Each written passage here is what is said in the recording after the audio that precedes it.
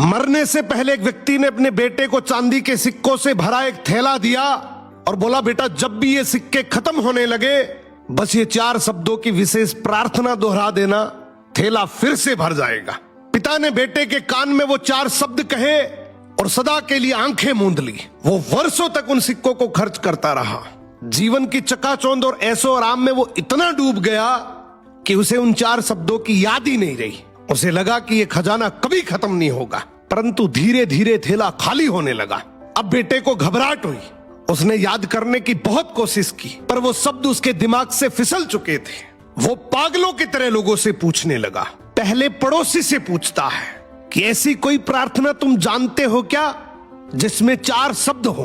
पड़ोसी बोला, हाँ मैं एक 4 शब्दों की प्रार्थना जानता हूं, ईश्वर मेरी मदद करो। उसने वो शब्द कई बार दोहराए, लेकिन चांदी के सिक्के नहीं बढ़े तो वो बहुत दुखी हुआ।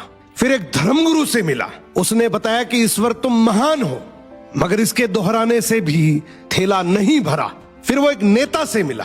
उसने मजाक में कहा, जरूर ये होगा, ईश्वर को वोट दो। परंतु कुछ नहीं बदला। वो निराश होकर अपने घर की दहलीज पर बैठ गया। तभी एक भूखा भिखारी उसके द्वार पर आया। लड़के के पास खुद के लिए भी बहुत कम बचा था, फिर भी उसने अपना बचा हुआ भोजन उस भिखारी को दे दिया।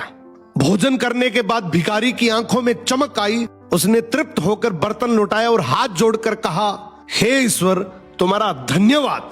लड़का चौंक उठा। उसने सोचा यही वो चिर परिचित शब्द थे। उसने दोहराना शुरू किया, हे ईश्वर तुम्हारा धन्यवाद। देखते ही देखते उसका थैला फिर से चांदी के सिक्कों से लबालब भर गया।